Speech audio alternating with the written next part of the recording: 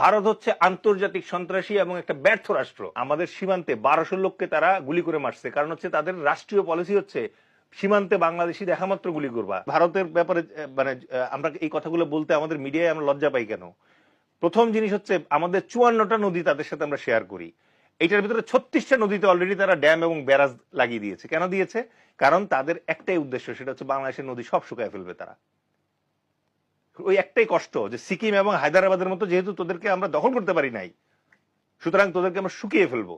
এবং এতে তো আমাদের কৃষকরা তো মারা যাচ্ছে তিস্তার ফারাক্কার এই জায়গায়। 1 নাম্বার। 2 নাম্বার যেটা ইম্পর্টেন্ট জিনিস সেটা হচ্ছে যে তাদের সাথে আমাদের 4096 কিলোমিটার একটা বর্ডার আছে, ইন্টারন্যাশনাল বাউন্ডারি। 3 দিক থেকে ঘিরে রাখছে তারা। This is considered the most brutal border in the world. BSF K Butcher বলা হয়। বিএসএফ হচ্ছে পৃথিবীর একমাত্র সীমান্তরক্ষী বাহিনী যাদেরকে বুচার বলা হয়। কেন বলা হয়? 2000 সাল থেকে অদ্যাবধি আমাদের সীমান্তে 1200 লোককে তারা গুলি করে মারছে, কারণ হচ্ছে তাদের রাষ্ট্রীয় পলিসি হচ্ছে সীমান্তে বাংলাদেশি দেখা মাত্র গুলি করবা, shoot at sight, that is their policy. এবং 1200 জনকে মারছে কিসের জন্য? তাদের হাতে কোনো অস্ত্র ছিল? খালি হাতে সীমান্তের কাছে গেছে গুলি করে মেরে ফেলছে। পৃথিবীর আর কোন সীমান্তে এই পরিমাণ মানুষ মারা হয় না। ঠিক আছে? আমরা এটা বলতে কেন লজ্জা পাই যে প্রতি 16 মিনিটে ভারতে মনে করেন যে ধর্ষণ হয়। ঠিক আছে? 1947 সালে ভারত স্বাধীনতা লাভ করেছে, তারপর থেকে অদ্যাবধি তারা গোয়া দখল করেছে, সিকিম দখল করেছে, হায়দ্রাবাদ দখল করেছে। এই 3টা রাষ্ট্রের যদি আপনার ভূমি যোগ দেন তাহলে বাংলাদেশের চেয়ে সাইজে বড়। এরকম একটা প্রতিবেশী যখন পাশে থাকে তখন তো আমাদের আতঙ্কিত হওয়ার যথেষ্ট কারণ আছে।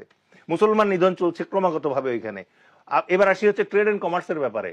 $16 বিলিয়ন ব্যবসা তারা করে আর $2 বিলিয়ন ব্যবসা আমরা করি তাদের সাথে। তারা আমাদেরকে এটা এক সময় আমাদের মাথায় ঢুকাই দিছিল যে কলকাতায় না আসলে তো তোমরা চিকিৎসা ছাড়া মারা যাবা।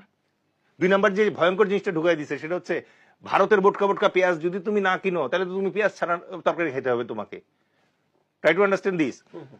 এবং তারা বাংলাদেশকে শুধু একটা জিনিসই শেখ হাসিনার মাধ্যমে ট্রিট করতো, সেটা হচ্ছে বাংলাদেশ হচ্ছে মেইনল্যান্ড ইন্ডিয়া হতে 7 সিস্টার্সে যাওয়া ট্রানজিট স্টেশন। এছাড়া বাংলাদেশের আর কোনো ইম্পর্টেন্স তাদের কাছে নাই। এবং এইটা এনশিওর করার জন্য যে শেখ হাসিনা বলছে ভারতকে যা দিয়েছি তা আজাবুন মনে রাখবে, তো ভারত তো আসলে মনে রাখছে। শেখ হাসিনাকে তো আশ্রয় দিয়েছে, তার পুরা দলকে আশ্রয় দিয়েছে ইন্ডিয়া। আওয়ামী লীগের তো বাংলাদেশে পলিটিক্স করার দরকারই নাই, তারা তো ইন্ডিয়াতে গিয়ে করতে পারে। এখন ভয়ঙ্কর ব্যাপার যেটা সেটা হচ্ছে যে এখন হঠাৎ করে ট্রান্সশিপমেন্ট বন্ধ করে দিচ্ছেন কেন? এখন হঠাৎ করে আমাদের মনে করি পোর্ট গুলা কেন আপনি সব বন্ধ করতেছেন? কারণ ওই মজা চলে গেছে ওখান থেকে, এখন তো কালাদান হয়ে ঘুরে যেতে হবে আপনাকে। সো এই জায়গাটাতে এসে আমাদেরকে এই জিনিসগুলো, ভারতের যে মানে আসল চেহারা, এটা আমাদেরকে প্রকাশ করতে হবে আমাদের স্বার্থে। ভারত হচ্ছে আন্তর্জাতিক সন্ত্রাসী এবং একটা ব্যর্থ রাষ্ট্র। সেই ব্যর্থ রাষ্ট্র এতটা ব্যর্থ যে তার নিজের দেশে